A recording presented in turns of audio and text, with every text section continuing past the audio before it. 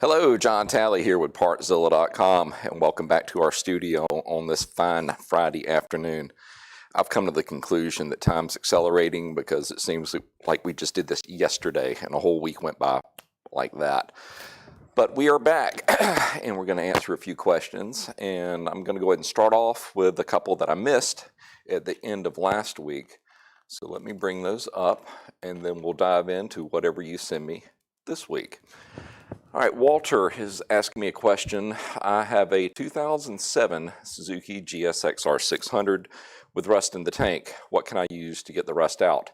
My answer to that is something as little as possible. If it can be cleaned out with just soap and water, do that. The next level up would be using some type of commercial grade vinegar along with some type of agitator. Agitator being BBs or nuts and bolts, something small enough to where you can shake it around in the tank and then empty it out. And if it's really severe in there, then you may need to step it up to like a muriatic acid of some type. But if you do that, you may need to go back with a sealer because it's going to attack the metal. Well, also you want to neutralize it if you go that far. Even with the vinegar, you need to get all of that cleaned out. So remember, rinse, rinse, rinse, and just do the minimum that it's going to take to straighten it out. If you're not sure that you've got every little nook and cranny, you may want to invest in a small bore scope. They're really cheap. That way you can go look around inside the tank and really address those areas that may be worse than others. So answer to your question, as little as possible. That's what we're after that gets the job done. All right, next, Jay's Laboratory asked me last week, how important is ring gap for my 2018 CRF 450? And also, do the rings come pre-gapped? They're going to be close, but it is very important that you gap the rings before you install them. I mean, even the most perfect bores and the most perfect manufacturing, they're going to be a little bit off. And the last thing you want to have happen is as those rings start to expand, as the engine gets heated up, is to come around and close that gap and then actually go together. What's going to happen? You're going to prematurely wear out the rings and your cylinder bore because it is pushing too hard out against those surfaces. So by all means, always check the gap before you put it together. And the way you want to do that, well, we've done several. So guys, if you'll point him to a video, maybe that R6, because I go through and gap all of those, and I think we had every single one of them on camera. Excuse me. Let's go take a peek at that. All right, Blason, oh, okay, well, I'll tell you what, they're already starting to stack up over on the chat wall, so let's go ahead and dive into them. Sorry, guys, if I didn't get over to your other questions, I'll swing back around later.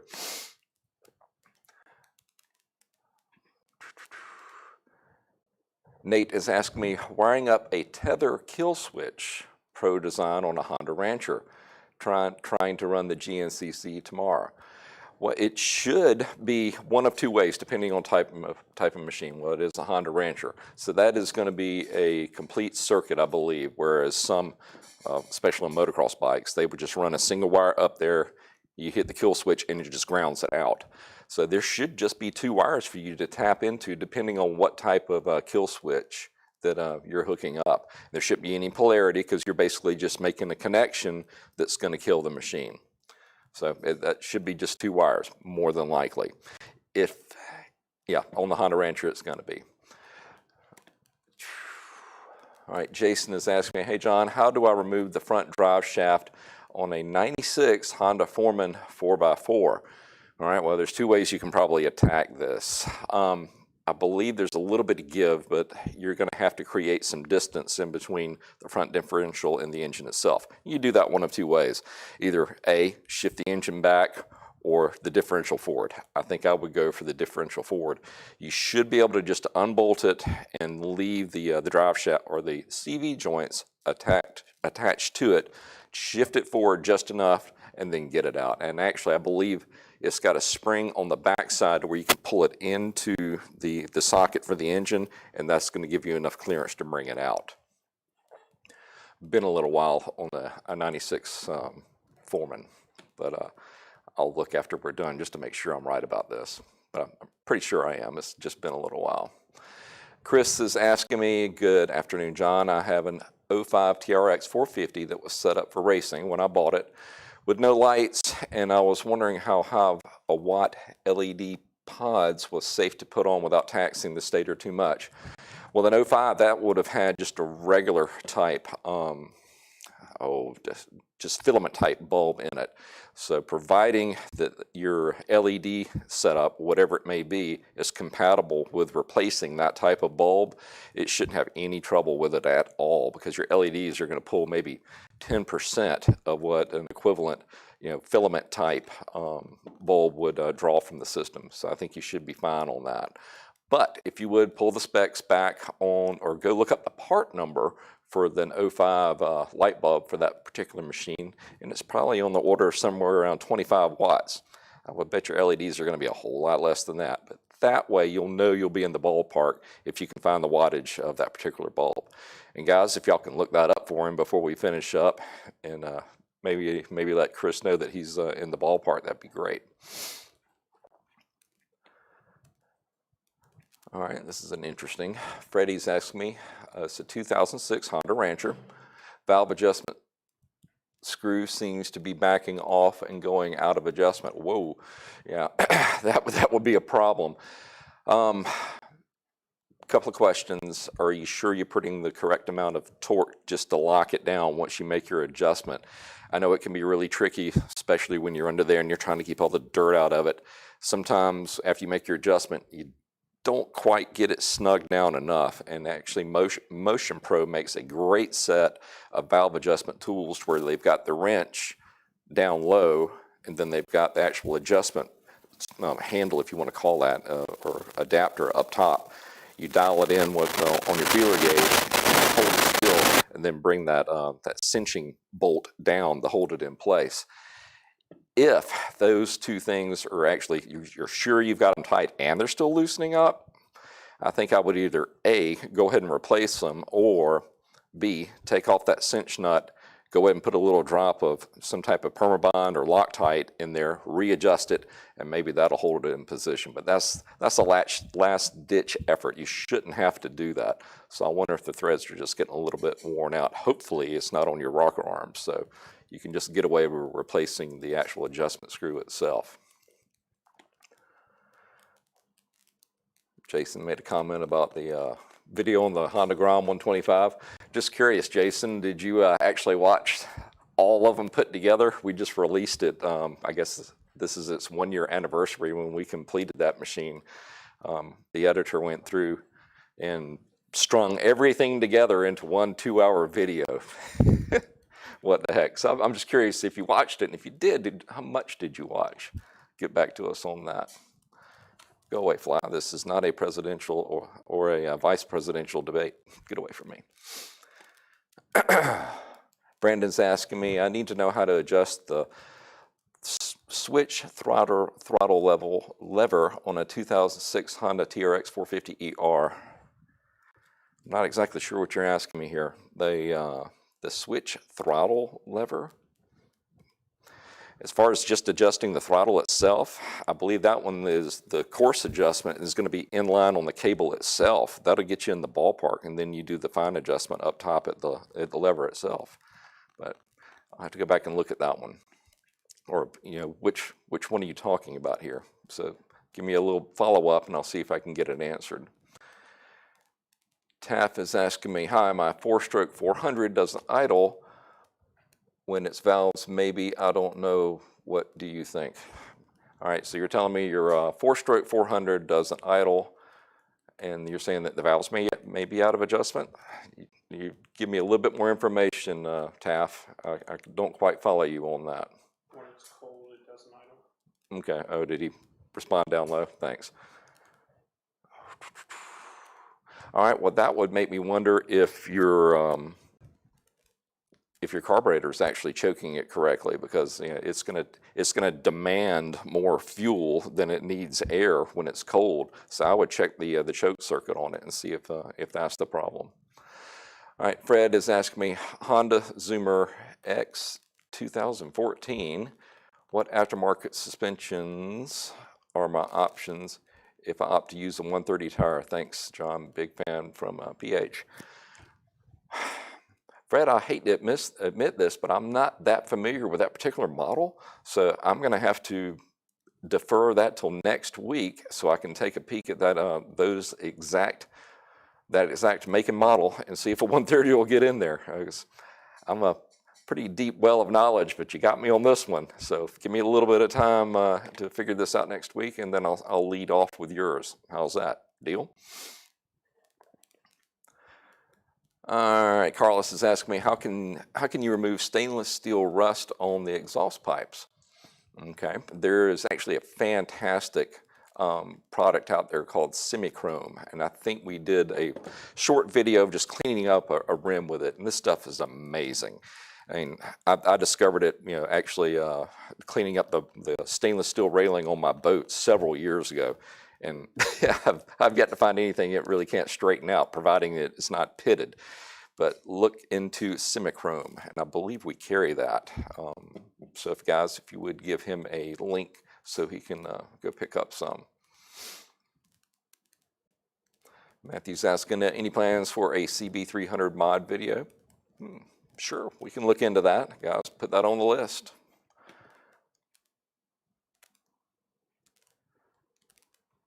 All right, Alex is asking me, can you let me know where to find the wiring diagram for the fan system on an 04 Honda Rancher TRX 350 FE? The only place you're going to find if you can't run up on one online that you can't actually download would be just to get the entire owner's or the entire service manual for it. It's going to be back in the back section and with all the electrical. And that's going to be the place to get it. Either just do a little bit of searching online or just go ahead and buy your service manual. That way, all the information is there. That's pretty much my plan of attack. Whatever machine I buy, I go ahead and purchase a service manual for it at that time, because invariably things like this come up, and that's where you're going to find the answers.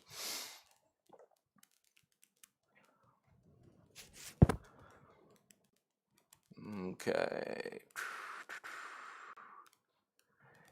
Steve is asking, can you tell me what color bearings, rod and main, you would need beforehand on a GSXR 600? Want to rebuild, but would like to order all the rings and bearings beforehand.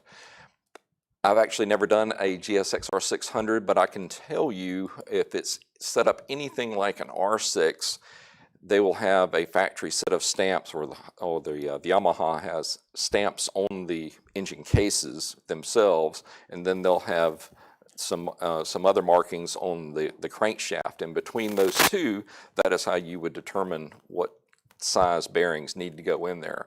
So if that is the case with the Gixxer, you will need to go through a bearing selection process, much like we did on the R6. But like I said, I've yet to do a Gixxer 600, but we can certainly verify that I'm correct and get that answer over to you. But if it is like the R6, I went through that whole painstaking process several years ago on it. So if you wanted to redirect him to that video, I can at least show him the process. And the important part of that one is I went beyond just trusting what the manufacturer had stamped on the crankcase as well as the crankshaft itself. We went back and verified it using Plastigauge, because if you want to be sure, that's going to be the way to do it, and I'll walk you through that process.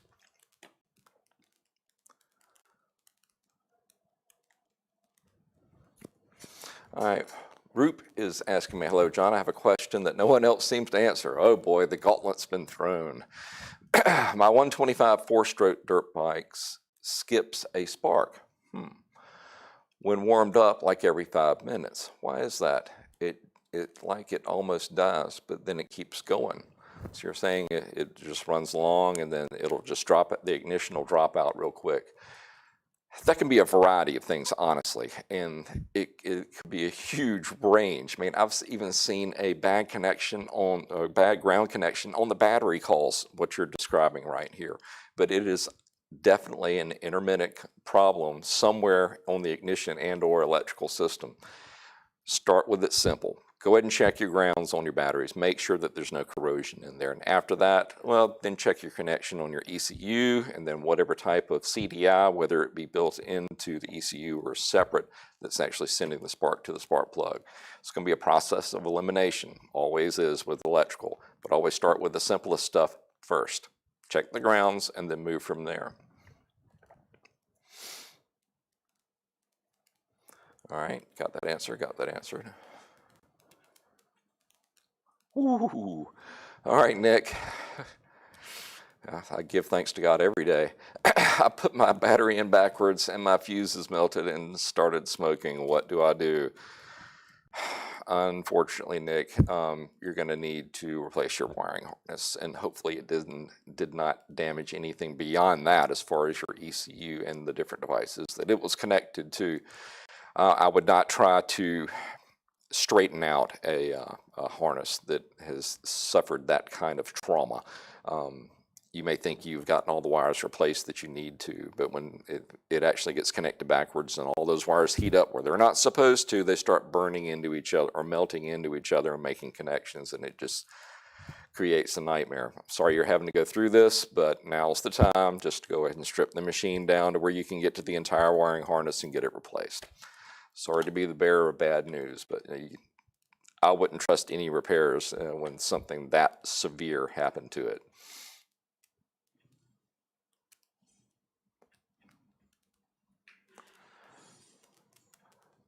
All right, oh boy. Boogeyman is asking me, hey John, my Banshee has been hibernating for 12 years without being started. Oh boy. Should I be worried about changing the seals and bearings in the motor? The quad overall has only seen 3 seasons. I wouldn't freak out immediately about it. It would just be something I would watch very carefully. Rubber, as you know, over time, it gets brittle and starts to break down, and it seems to be even worse when the machine isn't used at all, in my opinion. So, would I hesitate running it? No, I'd go ahead and run it. But I'd be very, very leery and closing the door outside. I'd be very attuned to what is going on. Ride it a few miles, check it again, and then check it again. 12 years, it should be okay, but something you need to keep an eye on.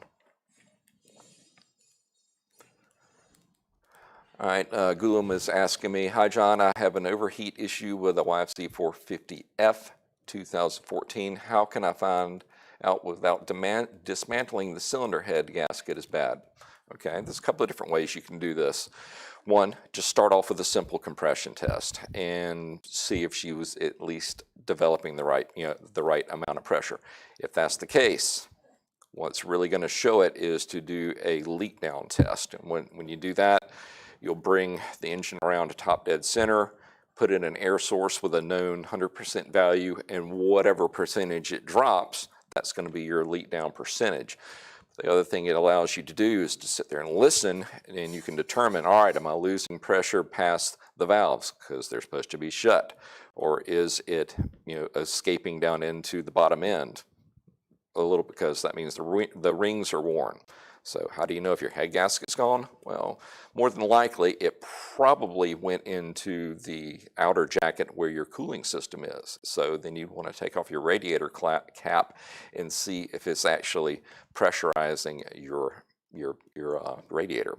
So that will tell you. Leak down compression test is going to give you a snapshot. Leak down, that's going to give you a short movie.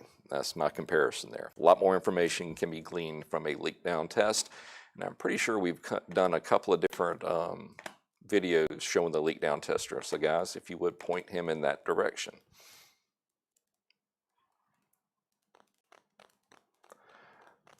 All right, Knight is asking me, he has a 700 Rhino, has 20,000 miles. Whew, been riding this one a little bit. I've run a diagnostic on the fuel injector and placed the fuel pump. However, it's still not idling properly. What do you believe the problem is? My guess would be the idle air control valve, IAC valve. It could be, especially you're saying that it does not want to idle correctly. you didn't tell me what year it was, but just from the mileage, you also want to look at the condition of your boots on your intake system and see if we're getting some type of air leak.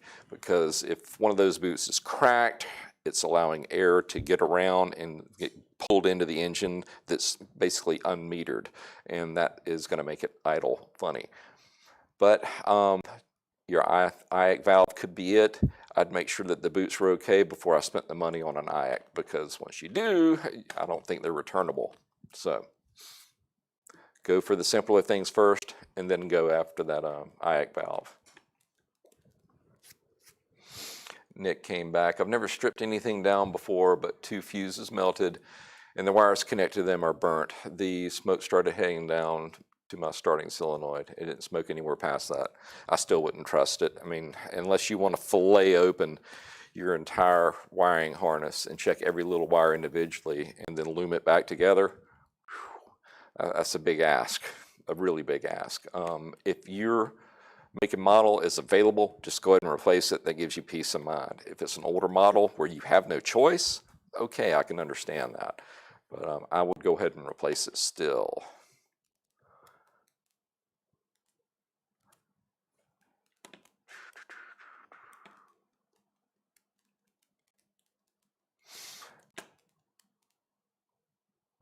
Yeah, we've talked about the worst case scenario for the backwards battery.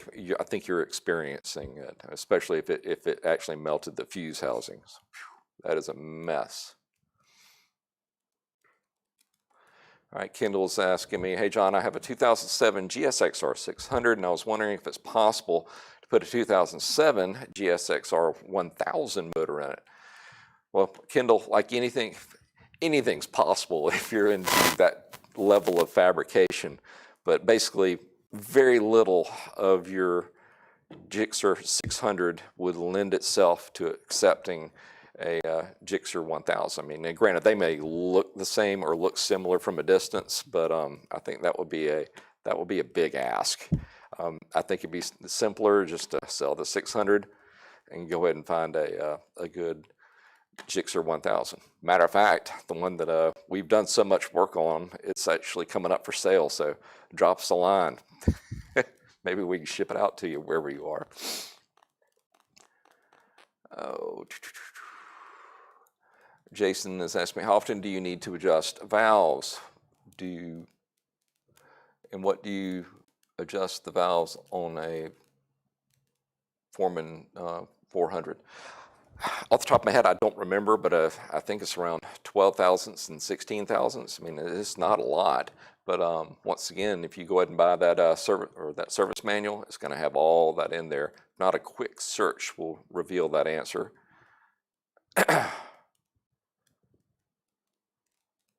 Okay, yeah, this question gets asked a little bit every so often. I've likely missed it, but what do you ride, John? Well, my entire career, that'd be a long list, but they say with age comes a cage. Well, that has happened to me. I really don't ride 2 wheels anymore, except on the street on occasions, but my weapon of choice there is usually a VTX, either 13 or 1800. Off-road, I'm a fan of the RZR 900S, but the one I'm really looking forward to ringing out here in the near future is our YXZ 1000R. So I lean toward the sports side of things, and especially ones that can go quickly in the woods. So now you know.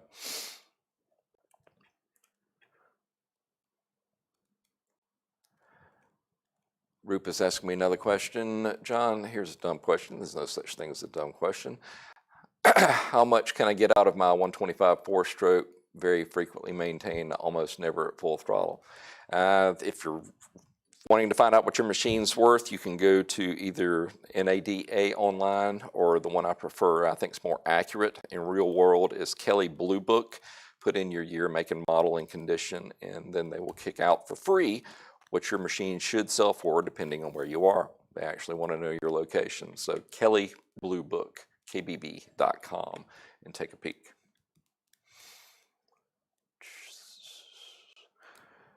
And hello back to you from the USA, from Cold War. All right.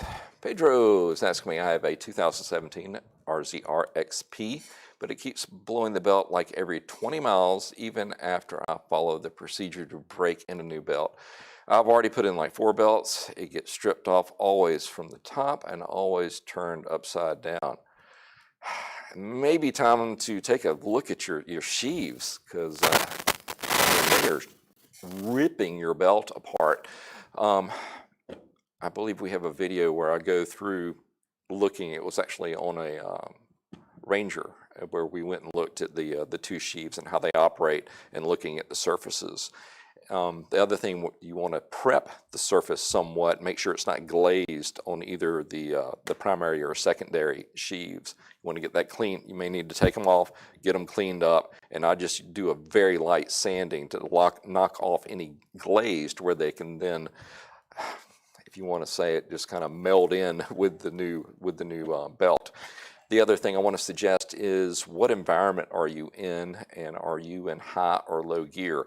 A lot of people make the mistake, especially here on the East Coast, where we have all these tight trails, of leaving it in high gear when you're only going in between 10 and 20 miles an hour. It is much better to have the machine up at a higher RPM, have the belt further out on the sheaves, depending on which one you're looking at, to where it's not straining so hard and putting so much stress on the belt.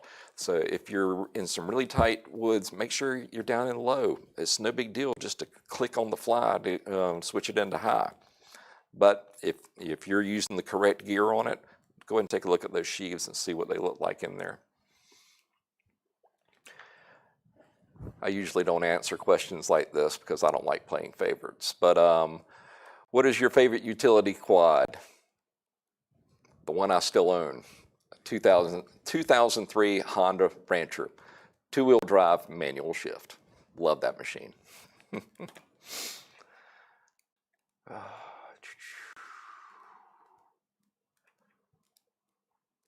Oh, really? 30 minutes? I'm telling you guys and girls, time's accelerating. I'm sure of it. We're definitely going to have to go to longer sessions. Otherwise, I'm never going to catch up on these, on all these. Well, guys, we're going to call it quits for today, because I've got a transmission to put back in one of my toys, and it's going to be on track here in a few weeks. So looking forward to doing that.